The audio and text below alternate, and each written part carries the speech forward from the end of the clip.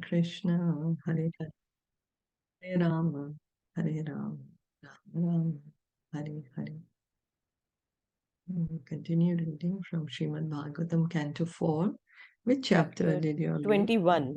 Chapter 21, we have to start. Started? Okay. Yeah, start chapter 21. Okay. Right. So, does anyone want to read it? I can read? Mary, Oh, yeah. Please, Deepika, you can read. Chapter 21. Instructions by Maharaj Pṛthu. The great sage Maitreya told Vidura. When the king entered his city, it was very beautifully decorated to receive him with pearls, flower garlands, beautiful cloth, and golden gates. And the entire city was perfumed with highly fragrant incense. Fragrant water distilled from sandalwood and aguru herb was sprinkled everywhere on the lanes, roads, and small parks throughout the city.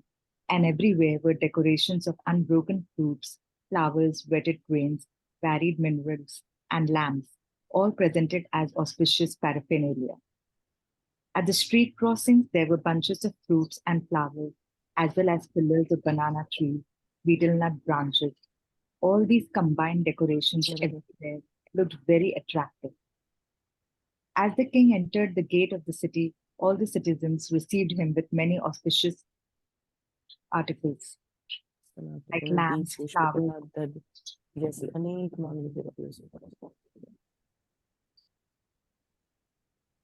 Sorry.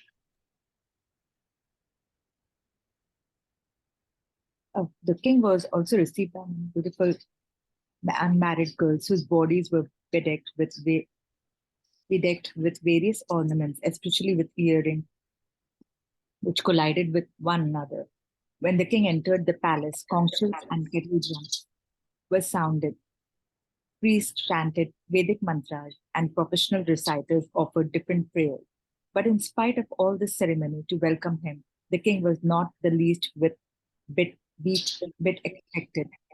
Both the important citizens and the common citizens welcomed the king with very heartily, and he also bestowed upon them their desired blessing.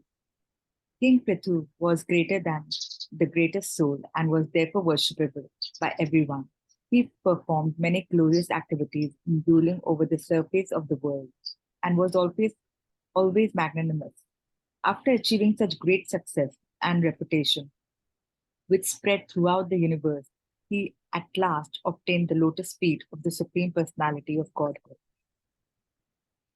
Suta Goswami continued, O Saunaka, leader of the great sages, after hearing Maitreya speak about the various activities of King Pṛthu, the original king, who was fully qualified, glorified, and widely praised all over the world, Vidura, the great devotee, very submissively worshipped Maitreya Rishi and asked him the following question.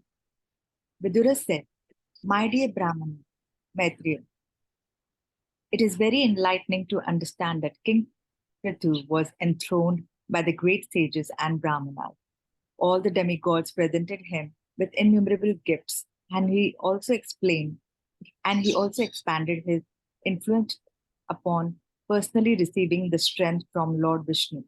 Thus, he greatly developed the earth. Pṛthu Maharaj was so great in his activities and magnanimous in his method of ruling that all the kings and demigods on the various planets still follow in his footsteps. Who is there who will not try to hear about his glorious activities? I wish to hear more and more about Pṛthu Maharaj because his activities are so pious and auspicious. The great saintly sage Maitreya told Vidura, My dear Vidura, King Pṛthu lived in the tract of land between the two great rivers, Ganges and Yamuna. Because he was very opulent, it appeared that he was enjoying his destined fortune in order to diminish the results of his past pious activity. Maharaj Pṛthu was an unrivaled king and possessed the scepter for ruling all the 7 islands on the surface of the globe. No one could disobey his irrevocable orders but the saintly persons, the Brahmanas, and the descendants of the Supreme Personality of Godhead, the Vaishnava. Once upon a time, King Pṛthu initiated the performance of a very great sacrifice in which great saintly sages, brahmanas, demigods from higher planetary systems, and great saintly kings known as Rajrishi all assembled together. In that great assembly, Maharaj Pṛthu first of all worshipped all the respectable visitors according to their respective positions. After this, he stood up in the midst of the assembly, and it appeared that the full moon had risen amongst the stars. King Pṛthu's body was tall and sturdy, and his complexion was fair. His arms were full and broad, and his eyes as bright as the rising sun. His nose was straight, his face very beautiful, and his personality great. His teeth were set beautifully in his smiling face. The chest of Maharaj Pṛthu was very broad, his waist was very thick, and his abdomen, wrinkled by lines of skin, resembled in construction of a leaf of a banyan tree. His navel was coiled and deep. His thighs were of a golden hue, and his instep was arched. The black slick hair on his head was very fine and curly, and his neck, like a conch shell, was decorated with auspicious lines. He wore a very valuable dhoti, and there was a nice wrapper on the upper part of his body. As Maharaj Pṛthu was being initiated to perform the sacrifice, he had to leave aside his valuable dress, and therefore his natural bodily beauty was visible. It was very pleasing to see him put on a black deer skin and wear a ring of kush grass on his finger, for this increased the natural beauty of his body. It appears that Maharaj Pṛthu observed all the regulative principles before he performed the sacrifice. Just to encourage the members of the assembly and to enhance their pleasure, King Pṛthu glanced over them with eyes that seemed like stars in a sky wet with dew. He then spoke to them in a great voice. Maharaj Pṛthu's speech was very beautiful, full of metaphorical language, clearly understandable, and very pleasing to hear. His words were all grave and certain. It appears that when he spoke, he expressed his personal realization of the absolute truth in order to benefit all who were present. King Pṛthu said, O gentle members of the assembly, may all good fortune be upon you. May all of you great souls who have come to attend this meeting kindly hear my prayer attentively. A person who is actually inquisitive must present his decision before an assembly of noble souls. King Pṛthu continued, by the grace of Supreme Lord, I have been appointed the king of this planet, and I carry the scepter to rule the citizens, protect them from all danger, and give them employment according to their respective positions in the social order established by Vedic injunction. Maharaj Pṛthu said, I think that upon the execution of my duties as king, I shall be able to achieve the desirable objectives described by experts in Vedic knowledge. This destination is certainly achieved by the pleasure of Supreme Personality of Godhead, who is the seer of all destiny. Any king who does not teach his citizens about their respective duties in terms of varna and ashrama, but who simply exacts tolls and taxes from them, is liable to suffer for the impious activities which have been performed by the citizens. In addition to such degradation, the king also loses his own fortune. Pṛthu Maharaj continued, therefore, my dear citizens, for the welfare of your own king, after his death, you should execute your duties properly in terms of your positions of varna and ashram, and should always think of the Supreme Personality of Godhead within your hearts. By doing so, you will protect your own interest and you will bestow mercy upon your king for his welfare after death.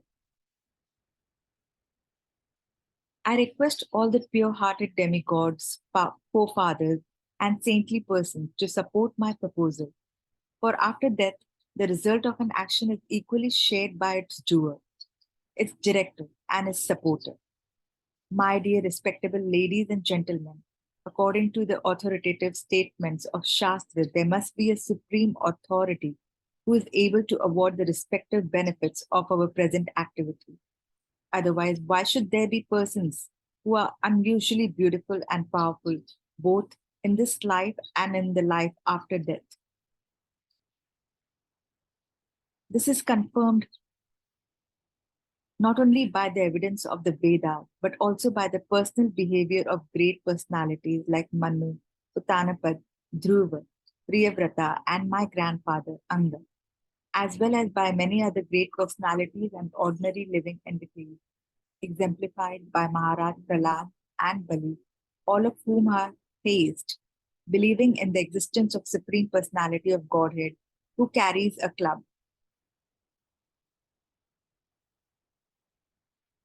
Although abominable persons like my father, Vena, the grandson of death personified, are bewildered on the path of religion, all the great personalities like those mentioned agree that in this world, the only bestower of benedictions of religion, economic development, sense gratification, liberation, or elevation to the heavenly planets is the Supreme Personality of Godhead. By the inclination to serve the lotus feet of Supreme Personality of Godhead, suffering humanity can immediately cleanse the dirt which has accumulated in their minds during innumerable births, like the Ganges water which emanates from the toes of lotus feet of the Lord. Such a process immediately cleanses the mind, and thus spiritual or Krishna consciousness gradually increases. When a devotee takes shelter at the lotus feet of the Supreme Personality of Godhead, he is completely cleansed of all misunderstandings or mental speculation, and he manifests renunciation. This is possible only when one is strengthened by practicing Bhakti Yoga. Once having taken shelter at the root of the lotus feet of the Lord, a devotee never comes back to this material existence, which is full of threefold misery. Pṛthu Maharaj advised his citizens, engaging your mind, your words, your bodies, and the results of your occupational duties, and being always open-minded, you should all render devotional service to the Lord. According to your abilities and the occupations in which you are situated, you should engage your service at the lotus feet of the Supreme Personality of Godhead with full confidence and without reservation. Then you will surely be successful in achieving final objectives in your lives. The Supreme Personality of Godhead is transcendental and not contaminated by this material world. But although he is concentrated spirit soul without material variety for the benefit of conditioned soul, he nevertheless accepts different types of sacrifice performed with various material elements, rituals, mantras, and offered to the demigods under different names according to the interest and purpose of the performers. The Supreme Personality of Godhead is all-pervading, but he is also manifested in different types of bodies which arise from a combination of material nature, time, desires, and occupational duty. Thus, different types of consciousness develop, just as fire, which is always basically the same, blazes in different ways according to the shape and the dimension of firewood. The Supreme Personality of Godhead is the master and enjoyer of the results of all sacrifices, and he is the supreme spiritual master as well. All of you citizens on the surface of the globe who have a relationship with me and are worshipping him by dint of your occupational duties are bestowing your mercy upon me. Therefore, O my citizens, I thank you. The Brahmanas and Vaishnavas are personally glorified by their characteristic powers of tolerance, penance, knowledge, and education. By dint of all these spiritual assets, Vaishnavas are more powerful than royalty. It is therefore advised that the princely order not exhibit its material prowess before these two communities and should avoid offending them. The Supreme Personality of Godhead the ancient eternal Godhead, who is foremost amongst all personalities, obtained the opulence of his staunch reputation, which purifies the entire universe by worshipping the lotus feet of those Brahmanas and Vaishnavas. The Supreme Personality of Godhead, who is everlastingly independent and who exists in everyone's heart, is very pleased with those who follow in his footsteps and engage without reservation in the service of descendants of Brahmanas and Vaishnavas. For he is always dear to Brahmanas and Vaishnavas, and they are always dear to him. By regular service to Brahmanas and Vaishnavas, one can clear the dirt from his heart and thus enjoy supreme peace and liberation from material attachment and be satisfied. In this world, there is no fruitive activity superior to serving the Brahmana class, for this can bring pleasure to the demigods, for whom the many sacrifices are recommended. Although the Supreme Personality of Godhead, Ananta, eats through the fire sacrifices offered in the names of different demigods, he does not take as much pleasure in eating through fire as he does in accepting offerings through the mouths of learned sages and devotees. For then he does not leave the association of devotees. In Brahmanical culture, a Brahmana's transcendental position is eternally maintained because the injunctions of Vedas are accepted with faith, austerity, scriptural conclusions, full sense and mind control, and meditation. In this way, the real goal of life is eliminated, just as one's face is fully reflected in a clear mirror.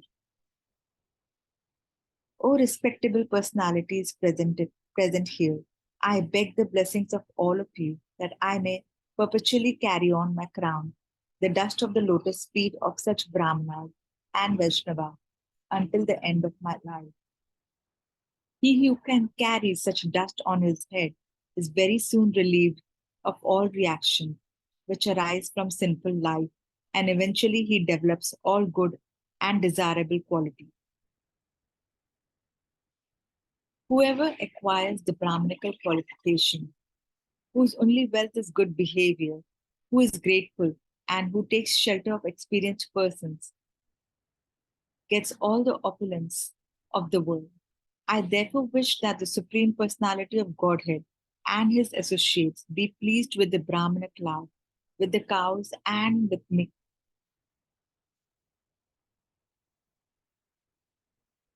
The great sage Maitreya said, after hearing King Pṛthu speak so nicely, all the demigods, the denizens of Pṛthu, the Brahmanas, and the saintly persons present at the meeting congratulated him by expressing their goodwill. They all declare that the Vedic conclusion that one can conquer the heavenly planets by the action of a Pṛthu or son was fulfilled. For the most sinful Vena, who had been killed by the curse of Brahmanas, was now delivered from the darkest region of hellish life by his son, Maharaj Pṛthu.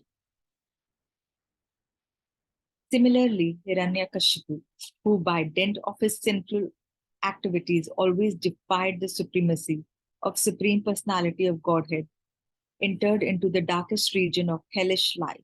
But by the grace of his great son, Prahlad Maharaj, he also was delivered and went back home, back to Godhead. All the saintly Brahmanas thus addressed Pṛthu Maharaj, O best of the warriors, O father of this globe, may you be blessed with long life, for you have great devotion to the infallible Supreme Personality of Godhead, who is the master of all the universe. The audience continued. Dear King Pṛthu, your reputation is the purest of all, for you are preaching the glories of the most glorified of all, the Supreme Personality of Godhead, the Lord of the Brahmanas. Since due to our great fortune, we have you as our master, we think that we are living directly under the agency of Lord. Our dear Lord, it is your occupational duty to rule over your citizens. That is not a very wonderful task for a personality like you, who are so affectionate in seeing to the interest of the citizens, because you are full of mercy. That is the greatness of your character. The citizens continued. Today you have opened our eyes and revealed how to cross to the other side of the ocean of darkness. By our past deeds and by the arrangement of superior authority, we are entangled in a network of fruitive activities and have lost sight of the destination of life. Thus, we have been wandering within the universe. Dear Lord, you are situated in your pure existential position of goodness. Therefore, you are the perfect representative of the Supreme Lord. You are glorified by your own prowess, and thus you are maintaining the entire world by introducing Brahminical culture and protecting everyone in your line of duty as a Kshatriya. Hare Krishna.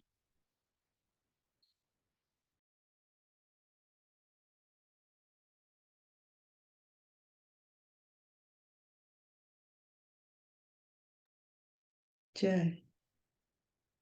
Pṛthu Maharaj ki Jai. Prabhupada. So Jai. we'll stop. Its time is almost. Thank you so much. Hare Krishna.